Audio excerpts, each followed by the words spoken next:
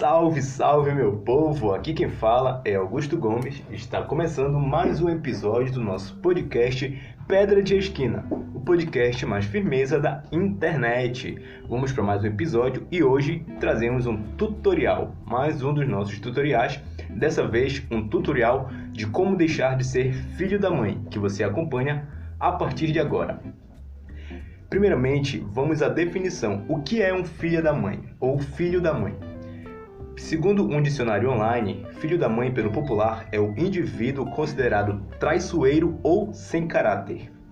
E também, por definição, pode ser um insulto que manifesta revolta e desprezo em relação a determinada atitude ou comportamento.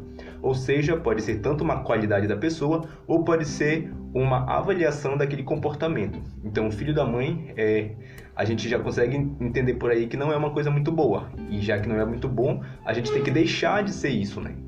Essa é a lógica de melhoria, de evolução que a gente apresenta aqui no podcast. Então, se não é bom, a gente pode rever.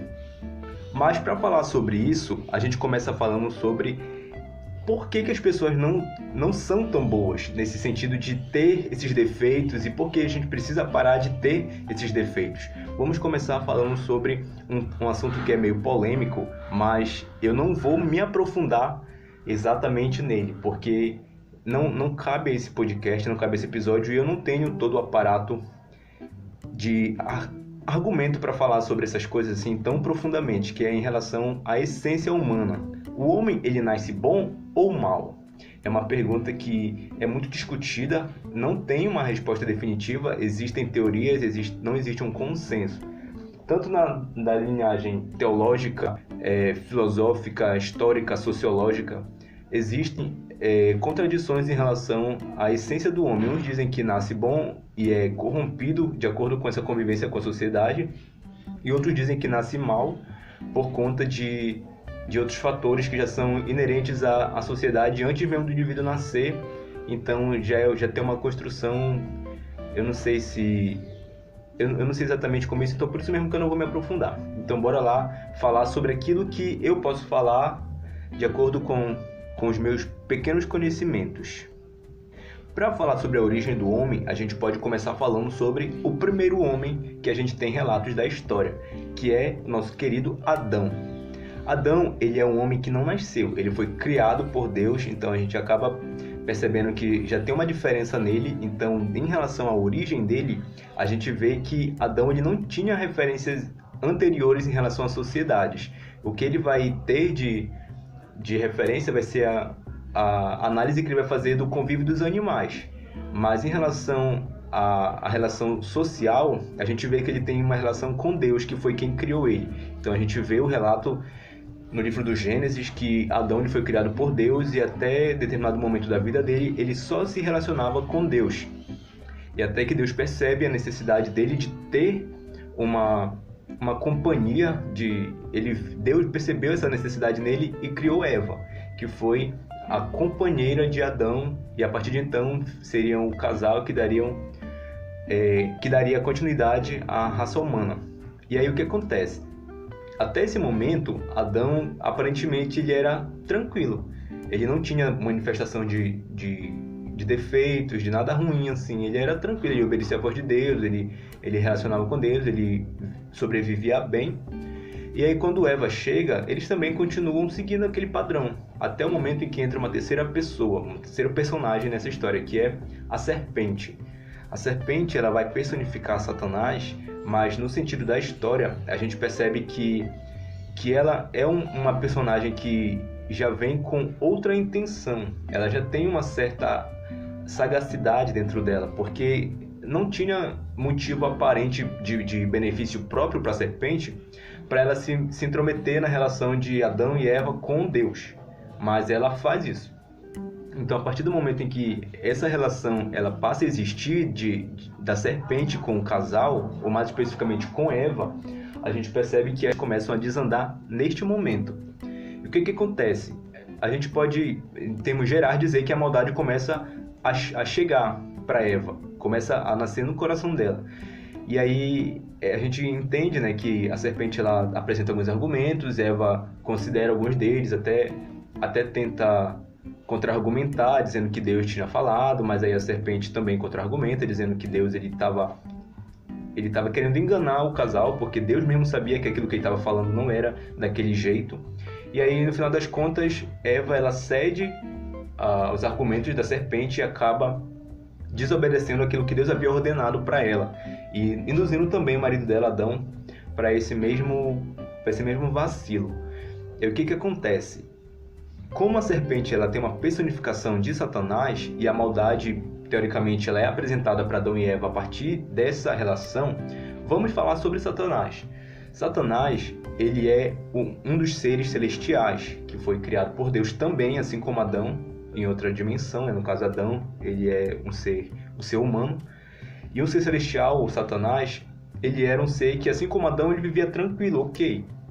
Ele foi criado, ele se relacionava com Deus, com a sociedade dos anjos e demais seres celestiais, vivia bem, respeitando as normas, obedecendo à vontade de Deus, até que em determinado momento ele tem uma ideia mirabolante, que é ocupar o lugar de Deus, em termos gerais, que é crescer, que é querer ocupar o trono de Deus, que é querer ser igual ou maior que Deus. E essa ideia, logicamente, a gente já percebe que não tem como dar certo, porque é uma criatura. E ainda assim, ele consegue convencer uma terça parte dos anjos a entrar com ele nessa loucura. E aí ele consegue arrastar, com esse argumento, consegue convencer essa galera com ele de que aquilo era um projeto que poderia dar certo. E o que acontece?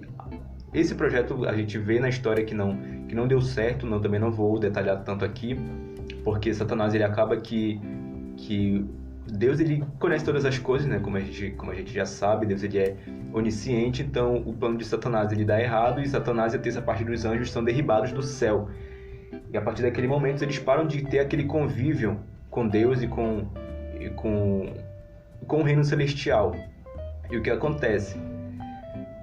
Essa maldade que brotou no coração de Satanás, ela me faz entender que a maldade, assim como chegou para Eva, e assim como em determinado momento brotou no coração de Satanás, a gente não tem informação de que sempre existiu aquilo, até porque o tempo em que as coisas acontecem no céu, a gente não tem essa dimensão exata. Então acaba que eu entendo que a maldade em si, ela não é propriamente do ser humano. O ser humano, os seres na verdade. Porque os seres foram criados por Deus, e tudo que Deus faz é bom. A Bíblia fala isso, e a gente consegue também confirmar isso, por exemplo, na natureza. A gente vê a beleza, a grandeza, a riqueza de detalhes, a perfeição da fauna, da flora, dos animais, né? Da natureza, as paisagens. Tudo que Deus faz ele é excelente. Só que, quando a gente fala dos seres, dessa questão da mentalidade, do raciocínio, isso faz com que a gente seja suscetível a ter falhas. Porque a gente não é perfeito assim como Deus é. A gente tem essas vulnerabilidades porque Deus ele criou seres assim, que eu acredito que é para a gente poder glorificar Ele de forma espontânea. E aí acaba que com isso a gente fica vulnerável para optar em ser bom ou dar ouvido para o bem ou para o mal. Então o que eu entendo? Os seres humanos eles têm essa inclinação para as coisas más, dependendo de como a gente recebe conselhos, argumentos ou até mesmo teorias, a gente pode abraçar ou não a maldade ou a bondade que mais chama a atenção da gente. Então, o que acontece? A gente pode ser bom, a gente pode ser mal, e a gente pode mudar isso. Assim como eles eram tranquilos e depois foram dando lugar para a maldade, a gente também pode ser assim, e nos dois sentidos, tanto dar lugar para a maldade quanto para a bondade. O que eu quero dizer com isso? Que a gente pode evoluir. Eu mesmo, eu já melhorei bastante. Hoje, olhando para esses anos que eu já vivi, eu consigo entender o quanto que eu mudei. E graças a Deus, em muitos pontos eu mudei para melhor. Porque a gente vai mudando de mentalidade, e isso faz com que a gente perceba, não, nesse momento eu preciso melhorar, não, naquilo eu preciso melhorar. Então acaba que a gente tem que o tempo todo estar fazendo uma autoanálise para entender como que a gente está e o que a gente pode mudar. E aí eu trouxe aqui três situações que podem levar o ser humano a melhorar. Eu vou falar também um pouco de mim nesses pontos. O primeiro são as experiências. a gente sempre vai viver experiências que a gente não espera ou que a gente constrói, mas todas essas experiências elas têm o potencial de mudar alguma coisa na nossa vida. Por exemplo, uma pessoa que passa por uma experiência de quase morte, um afogamento, ou um terremoto, um acidente um acidente de algum veículo, por exemplo, essas pessoas elas vão ser impactadas de alguma forma por aquela experiência. Por exemplo, uma pessoa que passa por uma experiência por exemplo, uma pessoa que passa pela experiência da paternidade ou da maternidade, eu acredito que a pessoa não vai ser a mesma a partir disso, porque são experiências que fazem com que a gente mude, e isso vai fazer com que a gente mude para melhor ou para pior. Por exemplo, tem pessoas que passam a ser um ser humano melhor a partir do momento em que vivem uma experiência que se surpreendem com outro ser humano ou que passam a ser responsável por outro ser humano. Assim como, por exemplo, tem pessoas que passam a ser pior a partir de viver uma injustiça muito grande, como, por exemplo, ser incriminado de maneira incorreta, né? A pessoa que passa um tempo preso de maneira injusta, provavelmente ela vai ter uma revolta, ela vai ter uma mentalidade diferente, eu imagino. Então, as experiências, elas fazem com que a gente melhore, com que a gente mude. E eu, por exemplo, passei por várias experiências que me fizeram mudar muito, assim, a gente passa a enxergar as coisas, as experiências, as pessoas de outras formas. E as pessoas também, elas podem nos levar a mudar. Por exemplo, o nascimento, né, de um filho ou de uma pessoa próxima, assim, que vai passar a conviver com a gente, isso vai mudar a mentalidade daquela família, daquelas pessoas que se relacionam. Por exemplo, a chegada de um namorado, de um marido, de uma esposa, isso faz com que a gente mude a mentalidade. Às vezes a gente é uma pessoa mais pesada, mais séria, mais introvertida, e com essa relação, às vezes a pessoa se solta mais, a pessoa se torna mais leve, a pessoa se torna mais afetuosa. Então, as pessoas também elas têm essas experiências, assim como também pro lado ruim, né? Por exemplo, um colega de trabalho que vai trazer peso para aquele ambiente, que vai ter um tipo de conflito, ou então um vizinho que se muda para tua rua, pro lado da tua casa, que vai perturbar a tua vida, por exemplo. Então, as pessoas também elas têm esse potencial de mudar a nossa mentalidade, de mexer com o nosso contexto, com o nosso redor. Isso pode levar a gente a ser melhor ou pior. Tem pessoas que realmente elas podem chegar na nossa vida e mudar, fazer com que a gente repense às vezes todo o nosso pensamento, o nosso proceder. Como eu estava ouvindo um podcast essa semana, que eu ouço muitos podcasts, na verdade, eu não sei se eu cheguei a comentar isso aqui, mas eu ouço um que é sobre crimes reais. E aí a pessoa estava contando o relato de um crime onde uma moça, ela conhece um rapaz que ele já tinha envolvimentos com criminalidade, e aí ela se apaixonou por ele, se envolveu com ele e decidiu viajar para a cidade onde ele morava para ficar com ele. E nisso ela levou os 2 filhos. E ela tinha uma mentalidade diferente, mas a partir daquele momento, ele também desconfiado da veracidade desse sentimento dela, ele pediu uma prova, que ela se livrasse dos filhos dela para provar que ela realmente gostava dele. E ela fez isso, ela pegou e mandou os filhos dela de volta para a família dela e decidiu viver só uma vida entre eles dois, entre o casal. E aí essa experiência com essa pessoa chegando na vida dela fez com que ela mudasse radicalmente. Ela trocou de casa, ela se desvinculou dos filhos. Então a gente vê mais ou menos em uma experiência como que as pessoas elas podem mudar todo esse contexto. E também os ambientes. Por exemplo, a partir do momento em que a gente sai do ensino médio, a gente vai, por exemplo, para uma faculdade, é um outro ambiente, a gente necessariamente vai ter que mudar, vai ter que se adaptar de uma certa forma, são outras conversas, outras responsabilidades. Por exemplo, a partir do momento em que a gente é só estudante, passa a trabalhar, a gente começa a frequentar um ambiente de trabalho. E esse ambiente ele vai também pedir com que a gente tenha uma outra postura, com que a gente tenha relações diferentes. Então esses cenários, esses ambientes, eles fazem com que a gente seja induzido para a mudança. E às vezes são mudanças melhores ou piores, porque, talvez eu fale besteira aqui agora, mas tem uma teoria da psicologia, se eu não estiver enganado, que diz que o ser humano ele é multideterminado. Ele é afetado diretamente pelos ambientes que ele tá inserido. Ou seja, a partir do momento em que eu recebo influência de outras pessoas, de outros contextos, de outras conversas, isso vai fazer com que eu seja modificado de alguma forma.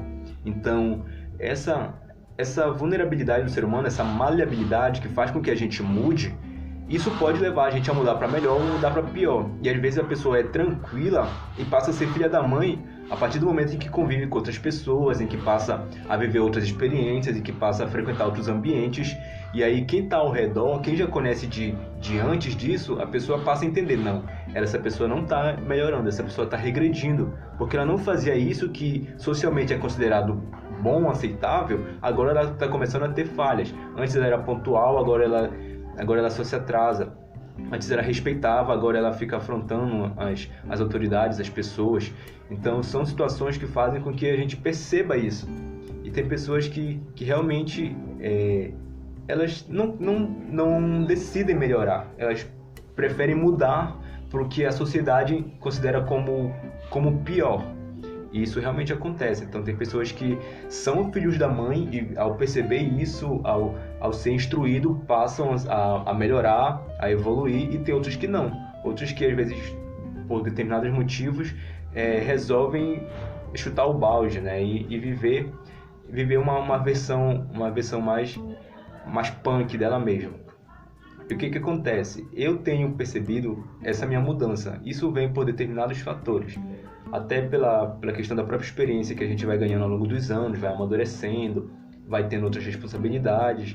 E principalmente na nossa relação com as pessoas. Quando a gente é adolescente, a gente tem uma mentalidade totalmente diferente sobre a nossa família, por exemplo. E aí quando a gente vai amadurecendo, a gente percebe a importância das pessoas, a importância das relações, a importância das amizades. E aí isso faz com que a gente tenha esse processo de maturidade. E eu, por exemplo, percebi isso na minha vida. E aí tem situações que fazem com que a gente seja obrigado a crescer.